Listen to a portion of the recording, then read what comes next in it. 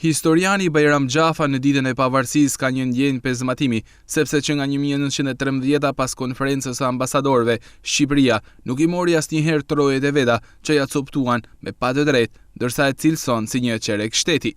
Më tepër ndjehemi pezëmatuar që mbeti ky qerek shtet dhe nuk u bë ndryshe më ashtu siç u morën vendimet në vitin 1913. Nga konferenca ambasadorëve. Mbeti një organizëm shtetëror në gjendje reanimacioni.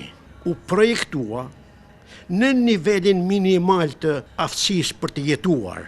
Këtë I rrjedh ajo që shqiptarët janë detyruar të përplasen me njëri tjetrin për 100 vjet. Të kesh shtet, domethënë të kesh siguracion jete, siguracion prone, siguracion deri. Asnjëherë nga këto si kemi. Shqipëria në këto 104 vite, sipas historianit Gjafa, nuk diti ta shfrytëzojë pavarësinë në favorin e saj.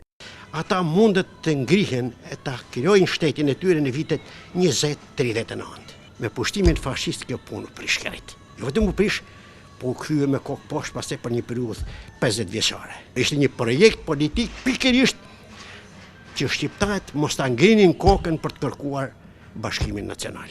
Tashti u kanë mbyllur gojen me fasho hekuri shqiptarëve. Tashti shqiptarët kërkojnë Brukselin.